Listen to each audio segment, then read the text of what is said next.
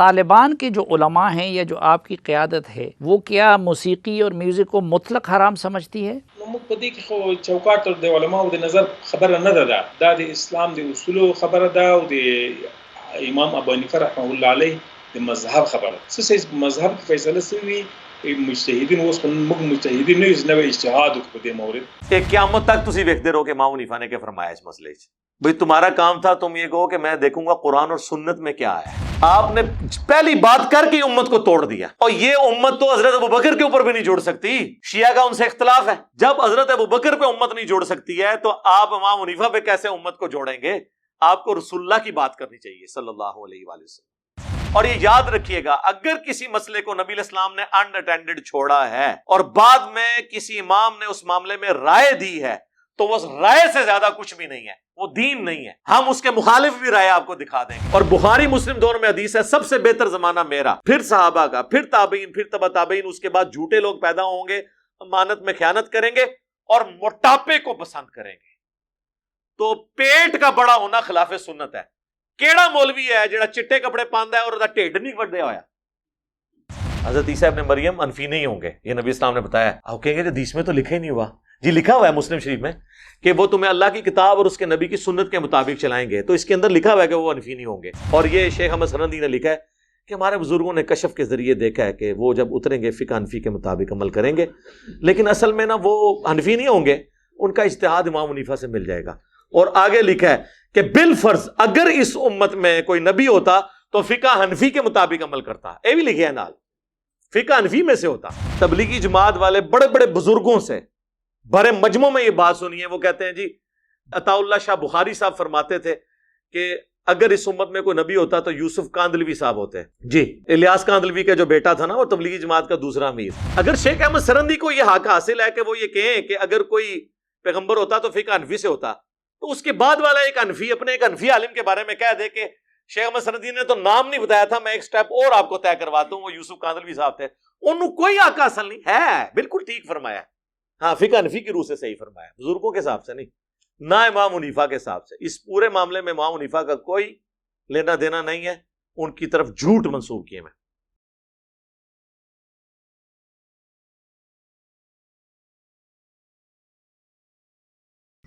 السلام علیکم ورحمۃ اللہ وبرکاتہ. لا حول ولا قوة الا باللہ، حسبنا اللہ ونعم الوکیل. یا حی یا قیوم برحمتک استغیث، لا الہ الا انت سبحانک انی کنت من الظالمین. اللہم صلی علی محمد وعلی آل محمد. اسلام کہتا ہے امر بالمعروف و نہی عن المنکر دونوں چیزیں، اور نہی عن المنکر پہ قرآن میں زیادہ زور ہے، احادیث میں زیادہ زور ہے. صحیح مسلم میں حدیث ہے برائی دیکھو ہو سکے تو ہاتھ سے نہیں روک سکتے تو زبان سے نہیں تو کم از کم دل میں تو برا جانو. لیکن کہا ذالک اضعف الایمان، یہ ایمان کا سب سے کمزور ترین درجہ ہے. تو سورہ فاتحہ میں آپ دیکھ لیں غیر المغضوب علیہم ولا الضالین کہہ کے اللہ نے جو نیگیٹو ٹریک پہ چلنے والے لوگ تھے ان سے بچنے کی بھی ترغیب دلائی ہے. آپ پہ ہوتا نا تبلیغی جماعت پہ یا اس طرح کی تھاٹس، میں تبلیغی جماعت سے بہت محبت رکھتا ہوں لیکن میں آپ کو بتا رہا ہوں کہ ایک کمزوری والا پہلو ہے. تو آپ کی سورہ فاتحہ صراط الذین انعمت علیہم پہ ختم ہو جاتی کیونکہ نیگیٹو پہلو تو آپ لوگ اجاگر نہیں کر سکتے. غیر المغضوب علیہم ولا الضالین یہ تو نیگیٹو پہلو ہے نا کہ یا اللہ ان لوگوں کے رستے سے بچانا جن پہ تیرا غضب ہوا، جو مردود بارگاہ ہیں. وہ کہنے کہ یار کیوں لوگوں تسی برا کہہ رہے ہو، لوگوں سے بزرگ نے ہو. ہاں بزرگ نہیں تھے، عیسائیوں کے بزرگ نہیں تھے، یہودیوں کے بزرگ نہیں تھے، وہ جن کو اللہ تعالیٰ نے کہا کہ یہ مغضوب علیہم اور ضالین ہے. تو لیکن اسلام تو یہی ہے. پھر آپ کو جو یہ پڑھ کے آئے سنا رہے ہوتے ہیں اپنی جماعتوں کی بنیاد کے لیے، کنتم خیر امۃ اخرجت للناس، تم سب سے بہترین امت ہو جو لوگوں کے نفع کے لیے نکالے گئے. آگے بھی پڑھو نا، تأمرون بالمعروف وتنہون عن المنکر، نیکی کا حکم دیتے اور برائی سے روکتے ہو. صرف خلفائے راشدین کی شان نہیں بیان کرنی، بنو امیہ کو بھی کنڈیم کرنا ہے. ورنہ تو خلفائے راشدین کی شان بیان کرنے کا فائدہ کیا ہے؟ جب تک آپ یہ نہیں بتائیں گے کہ ان سے جب لوگ ہٹے تو انہوں نے کیا بیڑا غرق کیا دین کا. دونوں پہلو بیان کرنے ہیں. توحید بیان کرنی ہے تو شیطان کے راستے کا بھی بتانا ہے کہ یہ برائی کا راستہ ہے. وَلَقَدْ بَعَثْنَا فِي كُلِّ أُمَّةٍ رَسُولًا أَنِ اعْبُدُوا اللَّهَ وَاجْتَنِبُوا الطَّاغُوتَ. ہم نے ہر رسول کو اس بنیادی دعوت کے ساتھ بھیجا, ہر امت میں ایک رسول کو, کہ تم نے عبادت کرنی ہے اللہ کی اور طاغوت کی نفی کرنی ہے. صرف عبادت اللہ کی کافی نہیں, طاغوت کی نفی جب تک نہ ہو. تو یہ سب کچھ ہے. دوسرا پہلو بیان کرنا ضروری ہے. تو سورہ فاتحہ میں اللہ تعالیٰ نے دوسرا پہلو بھی بیان کیا. صرف میٹھی میٹھی باتیں کریں, ہر وقت مسائل, اختلافی مسائل پہ بات نہ کریں. اس لیے میرے بھائی سارے مسئلے اختلافی ہیں. آپ ایک مسئلہ بتائیں جس کے اوپر مسلمان متفق ہے. آپ کہیں گے نہیں بے شمار ہے. جی کیڑا ہے؟ قرآن پہ جی قرآن پہ متفق ہے صرف کتاب ہونے پہ. سورہ فاتحہ کو آدھے سے زیادہ مسلمان مانتے ہی نہیں ہیں.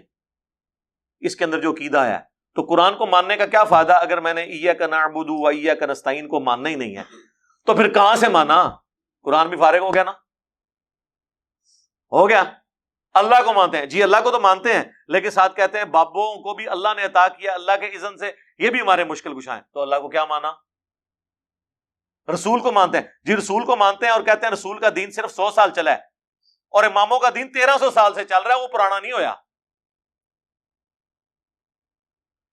تو جس کا دین پہلے 100 سال چلا ہے قیامت تک بھی اسی کا دین چلے گا. رہ گئے فقہی مسائل, تو میں نے کینگرو کا مسئلہ مجھے بتائیں کس امام نے بیان کیا ہے. تو پھر آپ سب لوگ میرے مقلد کیوں نہیں ہو جاتے؟ میں نے کینگرو کا مسئلہ حل کیا ہے, زرافے کا حل کیا ہے. زرافہ بھی بہیمت الانام میں آتا ہے, اس کا بھی کھر کٹا ہوا ہوتا ہے, وہ بھی مویشیوں میں آتا ہے. زرافہ حلال ہے. یہ میرے سے پہلے اگر امام حنیفہ, امام شافعی, امام بن حنبل, امام مالک نے کہیں بتایا تو بتائیں. یہ میں ساری باتیں کر رہا ہوں آپ کا دماغ کھولنے کے لیے, کو اپنی عزت کرانے کے لیے نہیں.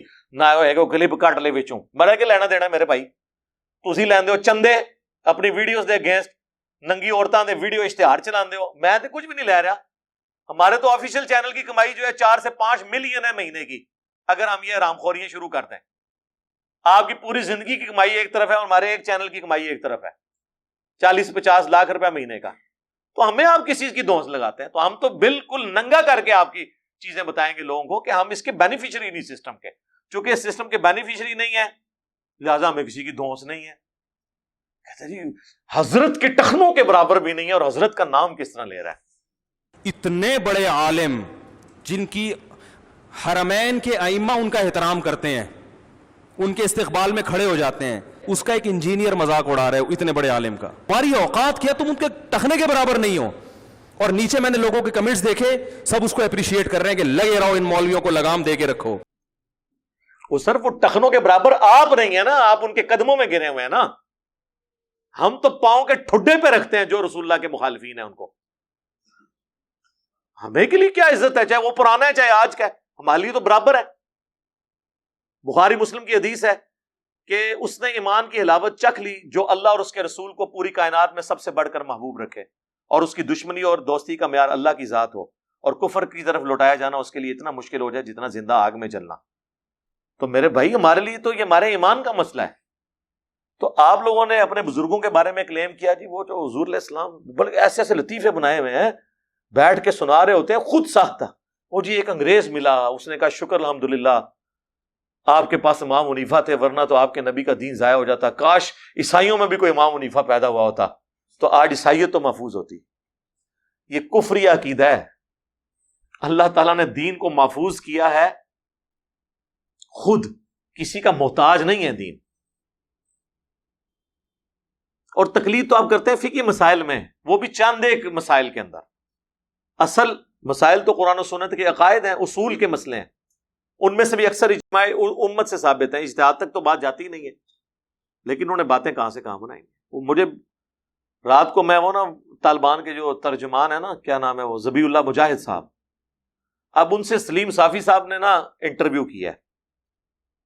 حالانکہ وہ اردو بول سکتے ہیں لیکن ریلیکٹنٹ ہوتے ہیں تھوڑے سے بولنے میں, سمجھ ان کو ساری آتی ہے. اب وہ سلیم صافی صاحب ان سے سوال کر رہے ہیں اردو میں اور وہ جواب دے رہے ہیں پشتو میں. نیچے اس کا نا ترجمہ چل رہا تھا. سلیم صافی صاحب کو تو پشتو آتی ہے, تو وہ پھر اس لیے وہ کمفرٹیبل تھے ان سے کاؤنٹر کوشچن کرنے کے اوپر. اور جب وہ کوشچن کرتے تھے تو اس کو بھی اردو آتی ہے, اس کو بھی سمجھ آ رہا ہے مجھ سے سوال کیا کر رہے ہیں. تو میوزک کے اوپر سوال ہوا نا, تو اب اس نے پورے اس یعنی اپنے پروگرام میں کوئی قرآن حدیث نہیں بیان کیا. وہ کہتے ہیں جی آپ کو پتہ ہے ہم دیکھیں گے امام حنیفہ نے کیا فرمایا اس مسئلے میں. طالبان کے جو علماء ہیں یا جو آپ کی قیادت ہے وہ کیا موسیقی اور میوزک کو مطلق حرام سمجھتی ہے؟ موږ په دې کې خو چوکاټ د علماو د نظر خبره نه ده، دا د اسلام د اصولو خبره ده او د امام ابو حنیفه رحمه الله علیه د مذهب خبره. څه مذهب کې فیصله شوی مجتهدین اوس موږ مجتهدین نه یو نوې اجتهاد وکړو په دې مورد. ایک قیامت تک تسی ویکھدے رہو کہ امام حنیفہ نے کیا فرمایا اس مسئلے سے. بھئی تمہارا کام تھا تم یہ کہو کہ میں دیکھوں گا قرآن اور سنت میں کیا ہے.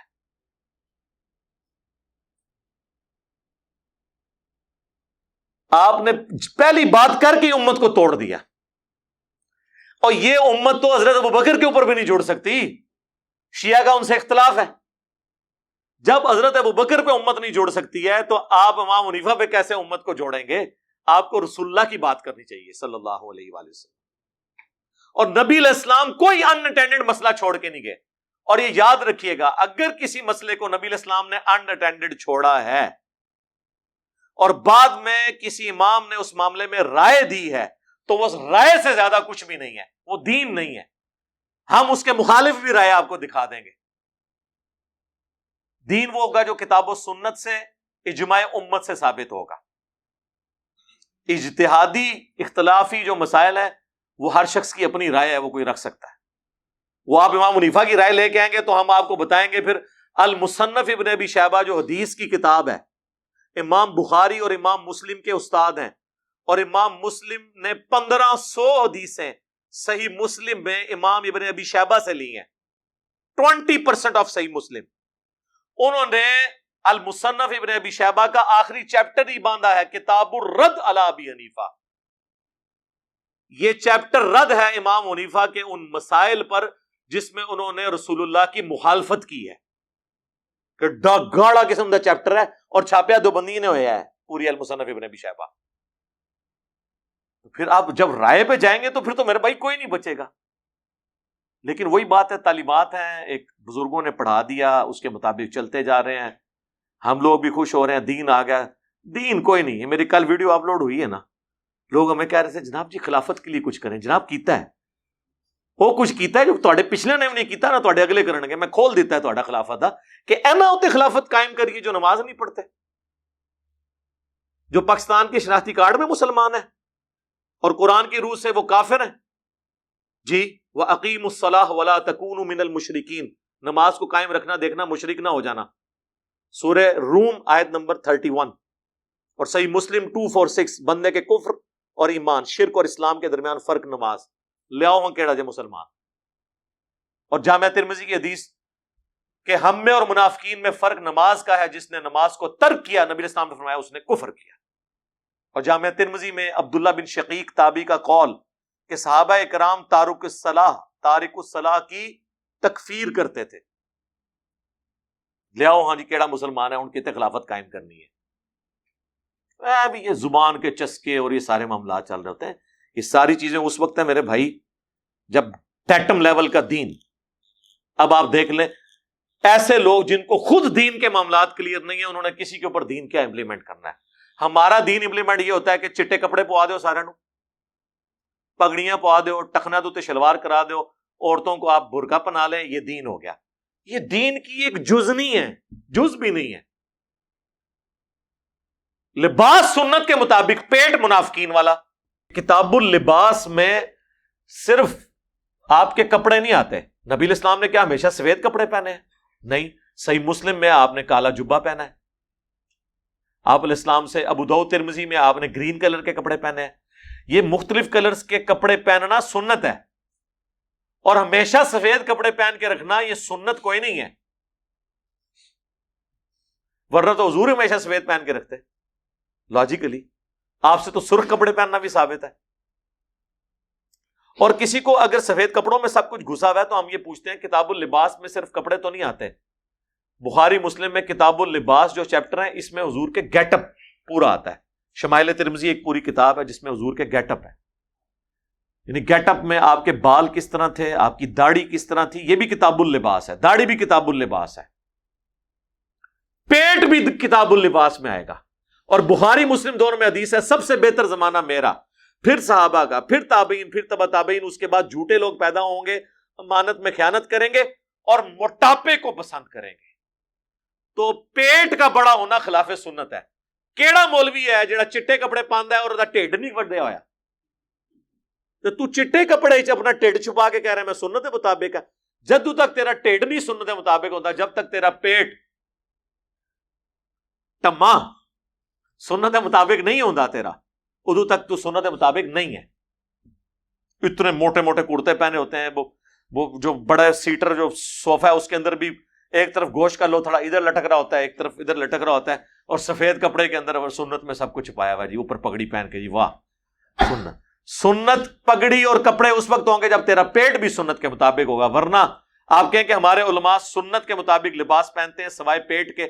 پیٹ ان کا جو ہے نا، وہ توندے ان کی جو ہوتے ہیں منافقین اور کافروں والی ہوتی ہیں. جی سورۃ المنافقون میں آپ دیکھ لیں، اللہ تعالیٰ نے کہا کہ آپ منافقین کے جسموں کو دیکھیں تو آپ کو تعجب میں ڈال دیں گے، موٹے موٹے تازے تازے. بنو امیہ والے پیٹ ہیں ان کے. ہاں جی، یہ دین نہیں ہے صرف میرے بھائی. سب سے پہلے آپ کا بیسک تطہیر ہو، آپ کو پتا ہو دین کس چیز کا نام ہے، کن عقائد و نظریات کا نام ہے، پھر آگے معاملات چلیں گے. چند ایک رسومات کا نام دین رکھ دینا، یہ دین اس طریقے سے نہیں ہوتا.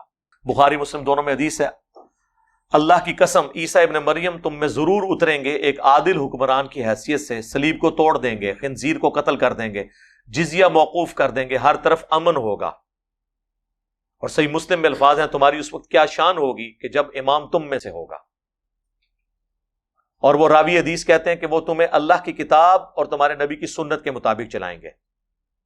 حضرت عیسیٰ ابن مریم انفی نہیں ہوں گے، یہ نبی اسلام نے بتایا. آپ کہیں گے کہ حدیث میں تو لکھا ہی نہیں ہوا.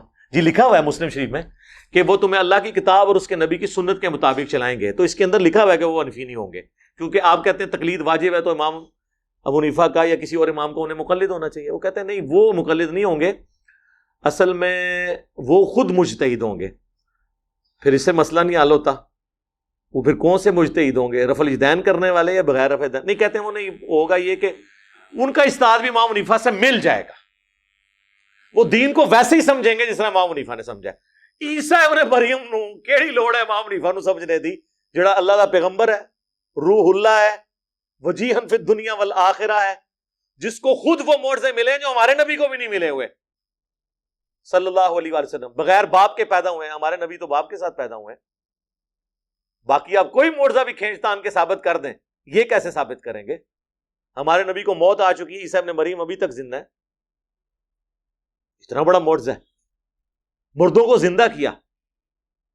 یہ حضرت عیسیٰ علیہ السلام کی خصوصیت ہے.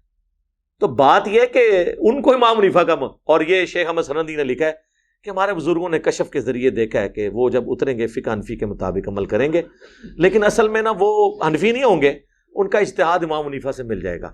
اور آگے لکھا ہے کہ بالفرض اگر اس امت میں کوئی نبی ہوتا تو فقہ حنفی کے مطابق عمل کرتا. یہ بھی لکھا ہے نال، فقہ حنفی میں سے ہوتا.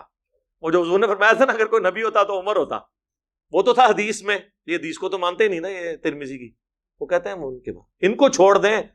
تبلیغی جماعت والے بڑے بڑے بزرگوں سے بڑے مجمع میں یہ بات سنی ہے. وہ کہتے ہیں جی بزرگ عطا اللہ شاہ بخاری صاحب فرماتے تھے کہ اگر اس امت میں کوئی نبی ہوتا تو یوسف کاندلوی صاحب ہوتے. جی الیاس کاندلوی کا جو بیٹا تھا نا وہ تبلیغی جماعت کا دوسرا امیر. اگلے دن ایک کرنل صاحب آئے، وہ رائے ونڈ کے ساتھ بھی اٹیچ ہیں، کئی سالوں سے تبلیغی جماعت. کہتے ہیں میں کانپ اٹھا، میں جماعت میں نکلا ہوا تھا، میں باہر نکل کے پھر میں نے کمرے میں آ کے میں نے کہا باہر تو نکلنے سی اتنے کھلونا چاہیے تھا سی. کہتے نہیں وہ بہت بڑے حضرت آئے ہوئے تھے رائے ونڈ سے، تو وہ تقریر کر رہے تھے. میں نے کہا یار کتنے بے شرم لوگ ہیں، یہ بات کرتے ہیں، ان کو شرم بھی نہیں آتی یہ بات کرتے ہوئے، ان کی زبانوں کو لگام دینے والا بھی کوئی نہیں. پھر میں نے کہا ظاہر ہے کہ جب پچھلوں نے یار تھوڑا بہت چسکا لگایا ہے بوتل میں سے تو بعد والوں کو بھی تو ہے نا. اگر شیخ احمد سرندی کو یہ حق حاصل ہے کہ وہ یہ کہیں کہ اگر کوئی پیغمبر ہوتا تو فقہ حنفی سے ہوتا، تو اس کے بعد والا ایک حنفی اپنے ایک حنفی عالم کے بارے میں کہہ دے کہ شیخ احمد سرندی نے تو نام نہیں بتایا تھا، میں ایک سٹیپ اور آپ کو طے کرواتا ہوں، وہ یوسف کاندلوی صاحب تھے. انہوں کوئی حق حاصل نہیں ہے. بالکل ٹھیک فرمایا. ہاں فقہ حنفی کی روح سے صحیح فرمایا، بزرگوں کے حساب سے نہیں، نہ امام حنیفہ کے حساب سے. اس پورے معاملے میں امام حنیفہ کا کوئی لینا دینا نہیں ہے. ان کی طرف جھوٹ منسوب کیے میں. اللہم انی اسألک بأنک انت اللہ لا الہ الا انت الاحد الصمد الذی لم یلد ولم یولد ولم یکن لہ کفوا احد وإلہکم الہ واحد لا الہ الا هو الرحمن الرحیم الف لام میم اللہ لا الہ الا هو الحی القیوم اللہم صلی علی محمد وعلی آل محمد ربنا آتنا فی الدنیا حسنہ وفی الآخرۃ حسنہ وقنا عذاب النار ربنا آتنا من لدنک رحمہ وہیئ لنا من امرنا رشدا لا الہ الا انت سبحانک انی کنت من الظالمین ربنا هب لنا من ازواجنا وذریاتنا قرة اعین وجعلنا للمتقین اماما اللہم اغفر لحینا ومیتنا وشاہدنا وغائبنا وصغیرنا وکبیرنا وذکرنا وانثانا اللہم من احییتہ منا فاحیہ علی الاسلام ومن توفیتہ منا فتوفہ علی الایمان. اے اللہ ہماری، ہمارے ماں باپ کی، ہمارے بیوی بچوں کی، پوری امت کی تمام دینی، دنیاوی، جسمانی، روحانی، ظاہری، باطنی پریشانیاں، تکلیف، مصیبتیں، دکھ، بیماریاں، دشواریاں دور فرما. اے اللہ ہمارے ملک پاکستان کی خیر فرما، پورے عالم اسلام کی خیر فرما، اندرونی اور بیرونی خطرات سے محفوظ فرما. اے اللہ پاکستان میں، انڈیا میں، افغانستان میں، فلسطین میں، کشمیر میں، چائنا میں، عراق میں، شام میں، جہاں جہاں مسلمان پس رہے ہیں، اے اللہ مشکل زندگی گزار رہے ہیں، اے اللہ غیب سے ان کی مدد فرما. حاضرین کے دلوں میں جو جو نیک اور جائز دعائیں ہیں قبول فرما. حاضرین کے جو بھی چھوٹے بڑے رشتہ دار فوت ہو چکے، اے اللہ ان کی مغفرت فرما. اے اللہ ہماری، ہمارے ماں باپ کی اور پوری امت کی، ہمارے بیوی بچوں کی تمام دلی جائز دعاؤں کو اپنی بارگاہ میں قبول و منظور فرما. اے اللہ جن جن بھلائیوں کا سوال تیرے محبوب علیہ السلام نے کیا، ہم تمام مسلمانوں کے حق میں ان چیزوں کو قبول و منظور فرما، اور جن جن چیزوں کے شر سے تیرے محبوب علیہ السلام نے تیری پناہ طلب کی، ہم تمام مسلمانوں کو ان چیزوں کے شر سے اپنی پناہ عطا فرما. سبحان ربک رب العزت عما یصفون وسلام علی المرسلین والحمد للہ رب العالمین وصلی اللہ علی النبی الکریم وعلی آلہ واصحابہ اجمعین الی یوم الدین.